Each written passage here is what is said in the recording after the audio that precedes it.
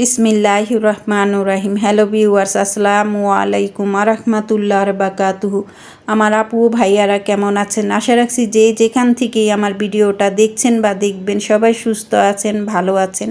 প্রতিদিনের মতো আরেকটা রেসিপি নিয়ে হাজির হয়ে গেলাম। অনেকেই অনেকভাবে ফ্রাইড রাইস রান্না করেন, তা আমিও আমার মতো করে রান্না করেছি, একবারে ঝামেলাবিহীন। আর এই ফ্রাইড রাইসটা খেতে এতটা মজা হয়েছে। দুইটা আর কি টিপস আছে এখানে, মানে দুইটা সস আছে, যেই সসটা দেওয়ার কারণে এটা একবার রেস্টুরেন্টের স্বাদ এনে দিবে। আর ঘরে বসেই আপনারা সেই রেস্টুরেন্টের স্বাদে ফ্রাইড রাইসটা করে খেতে পারবেন।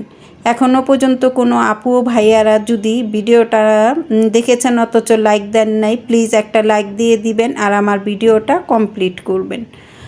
চলুন চলে যাই মূল রেসিপিতে। তা আমি এখানে চিকেনের দুইটা বুকের অংশ নিয়েছি, নিয়ে আমি যেরকম পাতলা স্লাইস করে কেটে ধুয়ে পরিষ্কার করে তারপরে এখানে লবণ, গোলমরিচ, তারপরে একটু মরিচের গুঁড়ো আর হলো কর্নফ্লাওয়ার এবং লবণ দিয়ে এটাকে 10 মিনিটের মতো মেখে রেখেছিলাম। তারপরে চলে আসলাম ভাজার জন্য। অবশ্যই কিন্তু এই চিকেনগুলো কর্নফ্লাওয়ার দিয়ে ভাজবেন। যখন নাকি ফ্রাইড রাইসের মধ্যে এই চিকেনটা দিবেন তখন কিন্তু আর দলা পাকিয়ে যাবে না, চিকেনগুলো একটার সাথে একটা লেগে যাবে না। তা যাই হোক, চিকেনগুলো আমি ভালো মতো একবার মুচমুচে করে এই যে ভেজে নিয়েছি। তাই এই পর্যায়ে এসে এখানে আমি এই একই তেলে আমি দিয়ে দিলাম হলো রসুন কুচি 1 টেবিল পরিমাণ। তো সেটাকে একটু লাল করে ভেজে নিয়েছি। দিয়ে দিচ্ছি এখানে আমি 2 ধরনের সবজি। তা আমার কাছে এই 2 ধরনের সবজি ছিল, আপনারা চাইলে এখানে আরও অন্য সবজিও অ্যাড করতে পারেন। এখানে হলো বরবটি আর আমি গাজর আর 1 কাপ পরিমাণের ক্যাপসিকাম দিয়ে এই সবজিটা আমি ভালো মতো ভেজে নিব। এই পর্যায়ে এসে এখন আমি এখানে দিয়ে দিচ্ছি 3-4টা কাঁচামরিচ মাঝখান দিয়ে ভেঙে দিয়েছি। এটা একেবারেই ঝাল না, তা আপনারা চাইলে এটা স্কিপ করতে পারেন। তা যাই হোক, এখানে দিয়ে দিলাম আমি 1 টেবিল পরিমাণ করে 2 ধরনের সস, সয়া সস এবং ওয়েস্টার সস। আর দিয়ে দিয়েছি 2 টেবিল পরিমাণ টমেটো সস। দিয়ে এটা আমি একটু ভালো মতো নেড়ে চেড়ে ভাজা করে নিব। আমি এখনও পর্যন্ত কিন্তু লবণটা অ্যাড করিনি। আর আমার চুলার জালটা কিন্তু প্রথম থেকে এই পর্যন্ত একবারে বাড়ানো আছে। আপনারাও কিন্তু জানেন সবাই যে চাইনিজটা রান্না করার সময় চুলার আঁচটা কিন্তু একবারে বাড়ানো থাকে। যাই হোক, কথা বলতে বলতে এখানে আমি চিকেনটাও অ্যাড করে দিয়েছি। দিয়ে এখনও পর্যন্ত কিন্তু আমি লবণ দেইনি, কেননা এখানে যদি এখন আমি লবণটা অ্যাড করি তাহলে কিন্তু সবজির থেকে বেশখানি পানি উঠে যাবে আর সবজিটা কিন্তু একবারে নরম হয়ে যাবে। তাই এখানে আমি দিয়ে দিলাম 1 টেবিল পরিমাণ গোলমরিচের গুঁড়ো। আপনারা এই গোলমরিচের গুঁড়োটা আপনাদের পরিমাণ মতো বুঝে দিবেন। নামানোর 1 মিনিট আগেই আমি দিয়ে দিলাম পরিমাণ মতো লবণ। দিয়ে এখন ভালো মতো নেড়ে চেড়ে ভাজা করে এখন সম্পূর্ণ কিছু উঠিয়ে নেব। এখন আমি এই একই পাত্রের মধ্যে 2টো ডিম দিয়ে দিব এবং একটু লবণ দিয়ে এবং শুকনো মরিচ ক্রাশ করে এখানে দিয়ে দিচ্ছি। দিয়ে এখন এটাকে আমি ভালো মতো ভেজে ছোট করে করে নিব। এখন হলো মূল আর কি, যেটা নাকি বলেছি যে চাউলটা যে সিদ্ধ করতে হয় সেটা আপনাদের সাথে আমি কিভাবে করছি এটাই মূল দেখার, যে ফ্রাইড রাইসটা রান্নার সময়।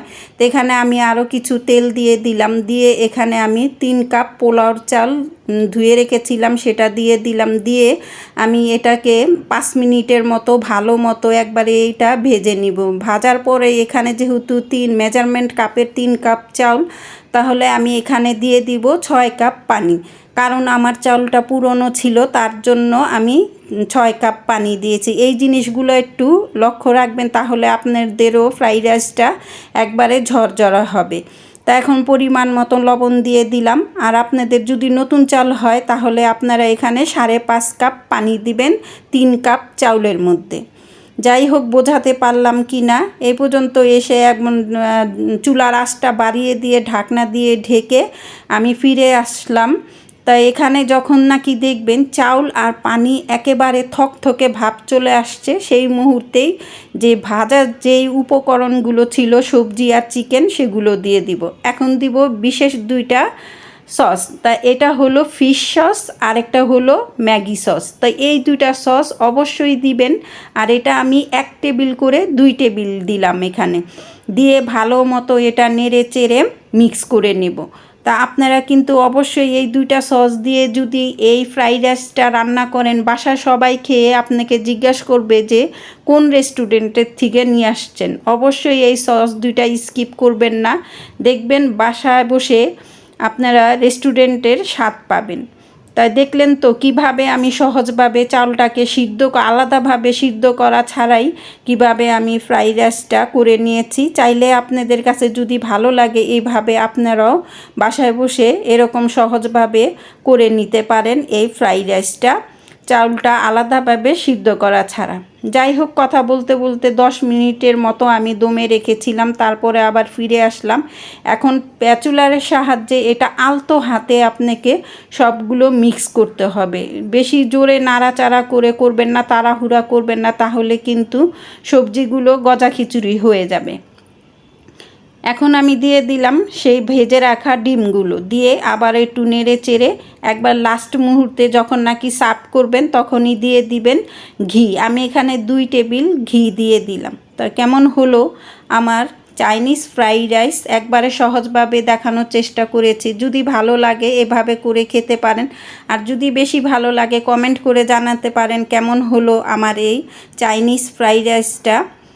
তা সবাই সুস্থ থাকবেন, ভালো থাকবেন। আর এই তো দেখেন কতটা ঝরঝরা হয়েছে প্রথম থেকে শেষ পর্যন্ত। কিন্তু আমি যে আপনাদের যে দেখাচ্ছি ফ্রাইড রাইসগুলো কিন্তু গরম থাকাকালীন দেখাচ্ছি, ঠান্ডা হওয়ার পরে কিন্তু এটা আরও ঝরঝরা হয়ে যায়। তা সবাই সুস্থ থাকবেন, ভালো থাকবেন। আল্লাহ হাফেজ।